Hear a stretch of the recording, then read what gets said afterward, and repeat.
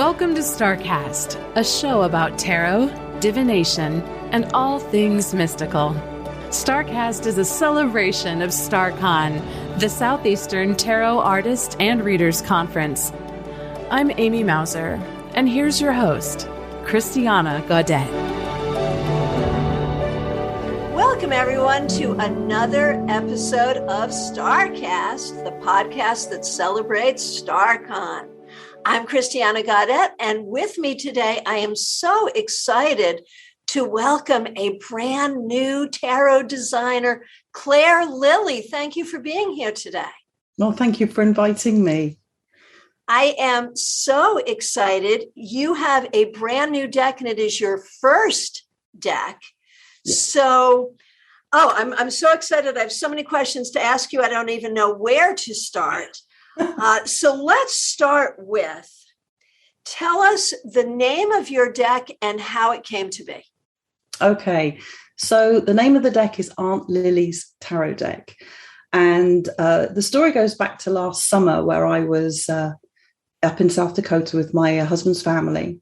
And I was doing readings on email and over Zoom and on calls on telephones and stuff, because obviously COVID couldn't do a lot in front of people. So I was up there looking after our father-in-law who was ill with leukemia at the time.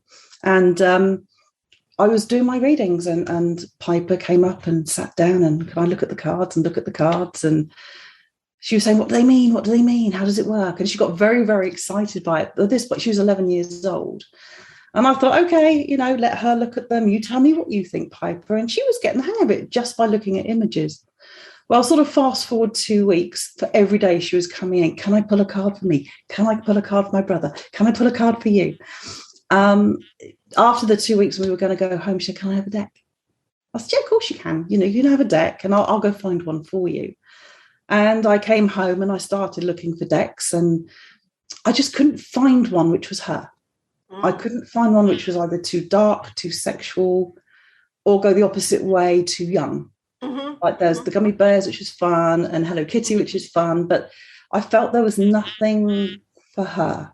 So I said, just come out of my mouth, really, let's create you a deck. And that's how it started. I mean, it was a family project. It was about finding, just creating a deck which was modern. I wanted it to be very modern, something which is current affairs now, inclusive. She wanted to be in the deck. Then, of course, her sister wanted to be in the deck. Then her cousin wanted to be in the deck. My friend's daughter is in the deck. So I've got some of my family in the deck and the dogs. The dogs. And the dogs. So it was really a family project. And I'm in various tarot groups and I've known you for a while now and sort of showing my little projects, telling people what I was up to. And, can I buy a deck? Can I buy a deck? You're going to sell the deck. And that happened so many times. I'm like, perhaps I should do that. So originally it was called Tarot for Teens because of Piper and cousins and the people I was focusing on for the deck were sort of pre-teens up to, say, 21. But everybody loved the fact that they could use it in front of clients. So I have experienced readers who love it and can put it out in front of clients. So Tarot for Teens was a little limiting. And so I thought, well, let's call it Aunt Lily, which is what I am, Aunt Lily's Tarot Deck. I absolutely love the title. I love the story. And, one of the things that I think is so important when we talk about tarot history, the first tarot deck, the first existent tarot deck that we have, of course, is Visconti Sforza, which was created to commemorate a wedding. And the bridal couple, the husband and wife, are the lover's card. Right. So the idea of picturing actual people that we know in the deck goes back to the very origins of tarot. So in doing this modern deck, you have also invoked this really, fundamental ancient tarot tradition. So that's a beautiful thing. Thank you. I'm glad that you have made it a deck for everyone. Yes. It is, in trying to find decks for our kids, there are issues there, because even if a particular kid can handle, the devil or death or a star who is voluptuous and unclothed, the friends that they're going to read for and those friends' parents may not. No. Yes. And then there's clients. And that really is a concern. Many times, like I've had decks I've loved that I've had to put away because clients couldn't resonate with the images because they were put off by them. Right. And so you have created literally a deck, I think, for everyone. And one of the things I love about it, and I've got actually 2 copies right here. Interesting. Here it is. Yes. So, okay. One thing I love is that you are producing it in 2 sizes. And I will hold it up so the people on YouTube can see that I am holding up 2 sizes, a sort of traditional large size tarot deck and a pocket size tarot deck, which is, sort of almost square, perfect pocket size. Why did you decide to do both sizes? Well, again, I've got quite small hands. And I remember the first time I ever had a tarot reading, I was 17 and I'm a lot older now. And the first time I went into this lady's house, she gave me the tarot cards, which I think probably the standard. Mm-hmm. They were huge. I dropped them everywhere. I thought, that's it. I'm done for that, And I struggled. I mean, obviously getting used to shuffling now is one thing, but to have a smaller deck, and I found the little mini ones, which are cute, but then unless you've got really good eyesight, not easy to read with for me. And also looking at the children too, they have got smaller hands. Mm-hmm. So I wanted to do something which was portable for men and women, girls and boys. Mm-hmm. And I actually like the fact I use my second deck or the smaller deck as clarifiers too. So fun. Yeah. Sometimes you do a spread, even if, and I tend to do a spread of around 15 cards. And if you're trying to do a clarifier, there are 15 cards already out there. Mm-hmm. So taking a second deck, doesn't have to be the same deck, but taking a second deck, and adding the cards on, the amount of times you get the same card. Right. Underline it. Okay. Because you can get the same card out using a second deck. So the smaller ones just help me when I photograph them, you can see the one behind it. So I did it for multiple reasons, really. But I love my little deck, actually. I think I prefer it. Absolutely. Now, I also love that when you first open the deck, the first thing we see is the 4 extra cards, which are double-sided. And the first one has a beautiful smiling picture of you and a personal message from you. And, the way that feels is like, okay, so you started this as a personal project within your family and your family friends. And even though now you are producing the deck and selling it, you put it on Kickstarter. So, you're doing it now. Yeah. But it's like we are all now in your tarot family. Absolutely. And you're speaking with us the same way that you would with your family. And I just love that. Oh, thank you. And that's me. What you see is what you get with me. Right. It's the way I am. I'm a very personal person. I love the fact that people feel part of something. And I think with the way the world is right now, not just the pandemic, but also social media, everybody thinks you're more social. You're not really, because you're hiding behind a computer screen. Right. People don't go out as much, or they can feel isolated. And I remember being younger myself and not having the people around me to talk to. So I went to tarot at a young age to help me with choices, decisions, ideas, feelings, things I wanted clarified. And I wanted it to be personal. I want people to be able to reach out and say, hey, Claire, because I'm that type of person. People always come up to me and download their issues, even at a bus stop, I think a lot of people in this business get that. They just are natural empath, natural earth angel, I call us, really. Right. Because we're just these people that people open up to. And that's me. So I am very personable. And I'd love anybody to come up and say hi or whatever. It's just the way I am. Well, and we'll be doing a lot of that at Staarcon. Yes. Because you will be presenting at Staarcon. And we're so excited. As you know, one of our missions at Staarcon is to really honor our tarot artists and deck designers, because without y'all, what would we be reading with? You create the tools, and you have created an amazing tool here. And, when you talk about, being modern and the digital age and all of that, you've made a really interesting and I think smart choice. On the back of this first non-tarot card in the deck, we have a QR card, a QR code that takes us to the website where people can learn about the cards. So there's not an LWB. There's not a little white book. Yeah. There is a whole website interaction situation. And that makes sense too, because, when we talk about we modern people, and especially young people, our books are in our phones. Yes. That's where they are. That's where my books are. I use my Kindle app. I don't want a paper book. No. I mean, I like them. Yeah. But, I remember being a young tarotist, carrying around so many books. To have it all in the phone is a beautiful thing. It is. I love that you're doing that. Thank you. It's not quite out yet, so hopefully it will be, but the deck came in quicker than I expected. So I'm still working on finalizing that. It's a PDF download, and I wanted... The little white books are great, and I think some of the people who have done those wonderful books explaining their cards are fabulous. That's not me as a person, and I didn't want to tell somebody the fool means this.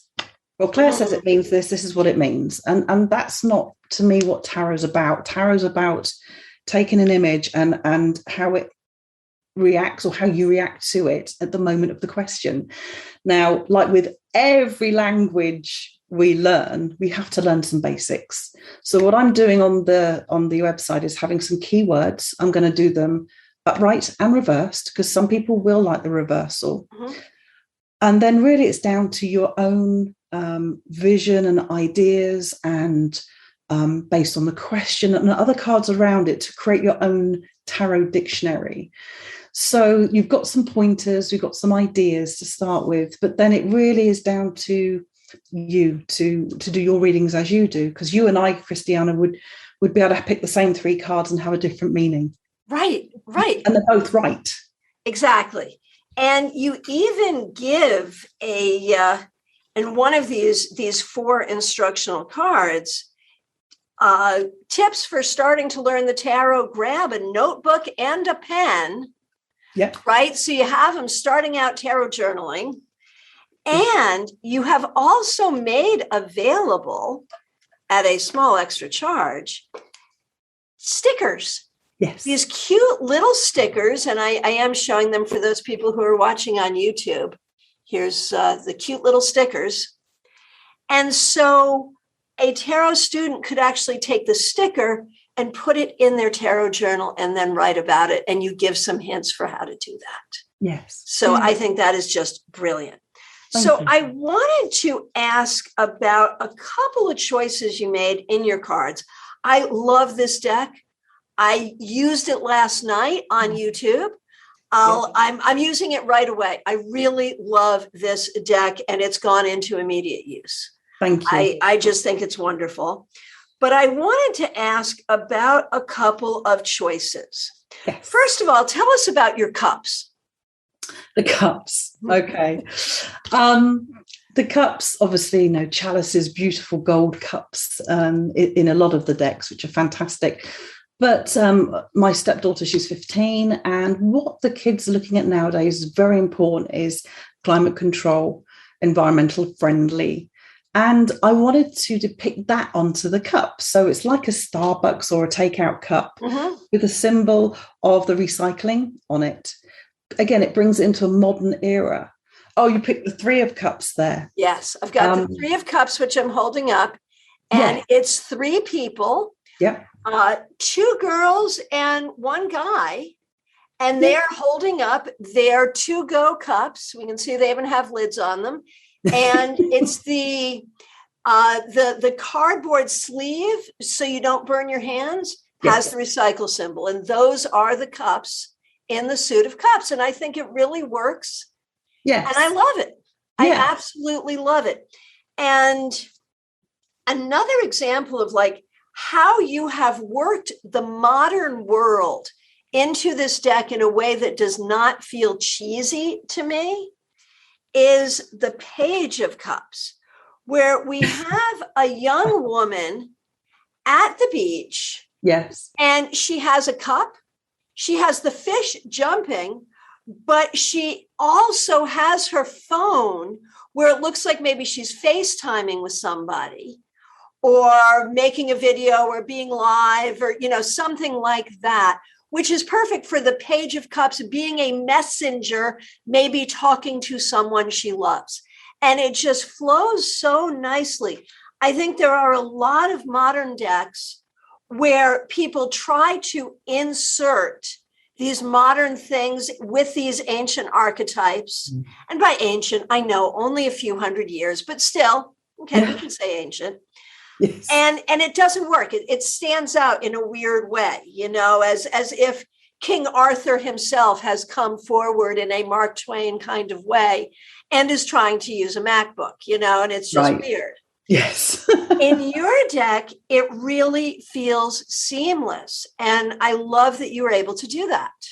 Yeah, I think it's funny because being a family project, especially to start with, I had a lot of images in my head. I cannot draw a straight line with a ruler. So I used my tarot to choose my artist. I don't know if you've got the chariot there, but I actually sent some instructions out to 4 or 5 designers and said, this is what I have in my mind a girl on a skateboard, skater socks, and being pulled along by 2 dogs.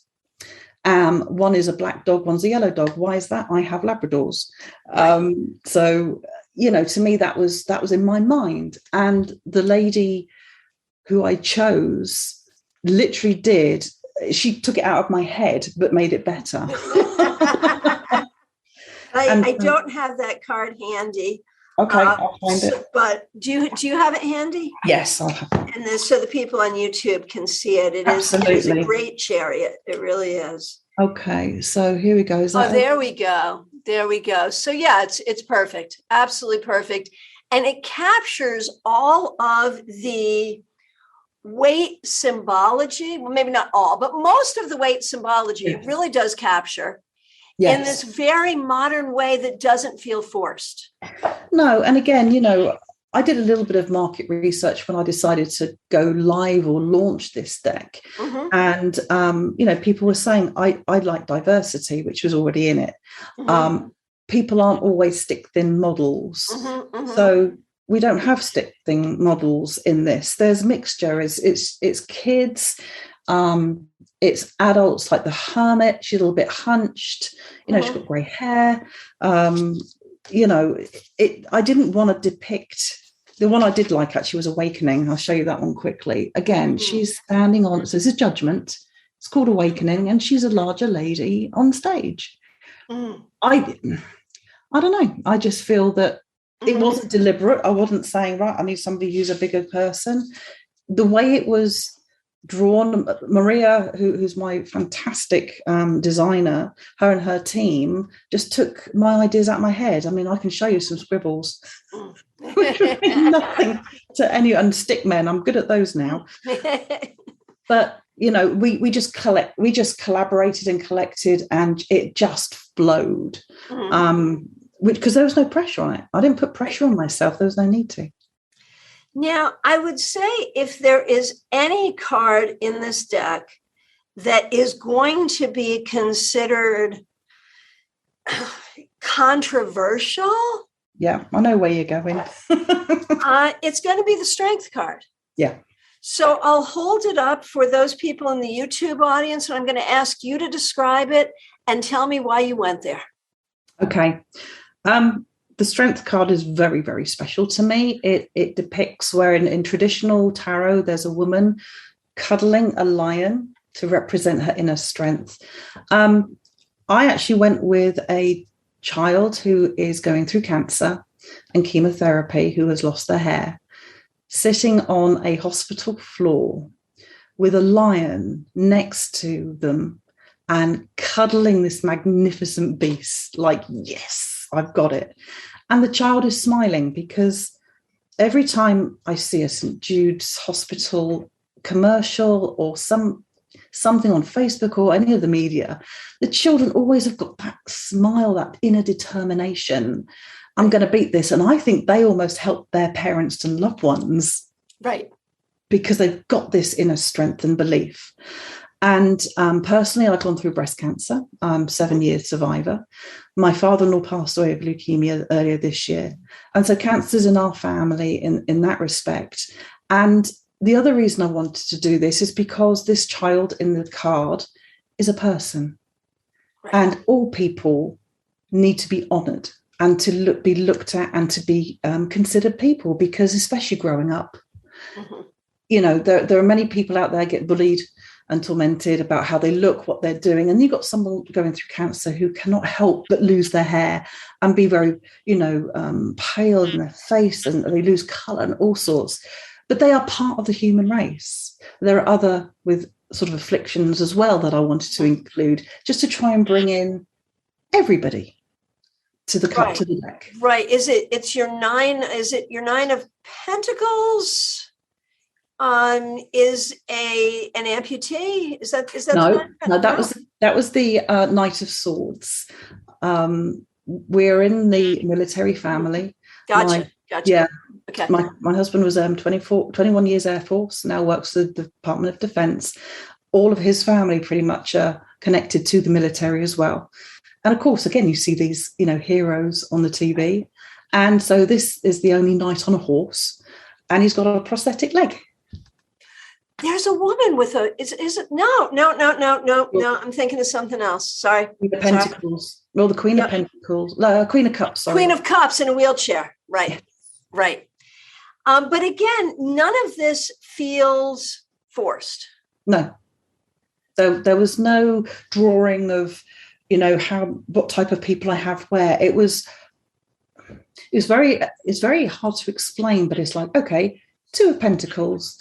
I visualized, I had an image, however you want to call it, of a Native American. I love the Native American culture. I love the history of it. And she's there with her 2 pentacles. I feel that, the Native Americans are very much grounded. They're the earth, Mother Nature. Everything is used, and they've got very much a religious connotation to the earth and to the world around them and nature. And I love it. And that's what my intention was. It wasn't like, let's get somebody from here or there. It was what I felt at the time about the card. I've got a Knight of Wands, is a Sikh on a motorbike. Nice. Right. And I had a doctor in the UK who was a Sikh. I loved him. He was great. I thought, yeah, you're going in there. But it was just how I felt at the time with each card. So I pulled different people in from different places.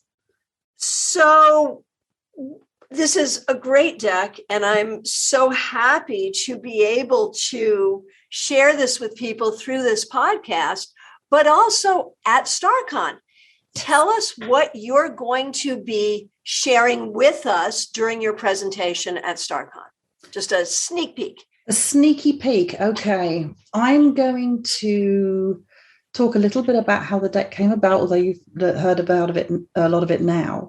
But also I've got lots of ideas for teens and how they can get involved in the deck and how they can learn, have fun with it, and how it can help them on their life journey as they go through college or school, college, university, or work, being housewife, whatever, husband even. It doesn't matter, but having something that they can go back to and use as their bit of a friend, really. They become friends, your tarot decks. They become your friend, and you're somebody you can, or something you can go and approach to help you through some tough times and to help others too. So I've got some ideas up my sleeve on that. We are very excited for that. And, I think that's so important. So many of us who are tarotists now and even tarotists of a certain age, first we're drawn to the cards in our teens. Yes. And making them accessible, so I don't know how many teens will actually be present at Staarcon, but a lot of people who know teens, the parents and grandparents and friends and teachers of teens will certainly be there. And this is just a great tool, I think. I think the teen years are troubling for a lot of people and their parents. It's not an easy time. No. And I think that to be able to work with the cards in a grounded way can be so healing and so helpful on that journey. And I'm so grateful to you for making this deck available to all of us in a way that will help our kids, but in a way that, is just a wonderful deck for everybody. There's really no person, I think, who couldn't enjoy this deck or find something in this deck that speaks to them. So it's a great thing. Thank you. Yes. I enjoyed making it. It was, as I say, no pressure. I just had ideas that came through me, and being in the spiritual world, as you know, things happen for a reason, and you meet people along the way, and things happen. If you'd asked me 15 months ago, Claire, you'll be standing, at Staarcon presenting a deck that you've made and people have bought it, I think you'd be going a little bit loopy, but here I am. And here it is. Here it is. Here it is, and it is a beauty. So as we say goodbye, let's do this, because we each have our own copy of Aunt Lily's Tarot in our hands. Let us each pull one card in anticipation of Staarcon. Oh, and yes. See what we see. Okay. Okay.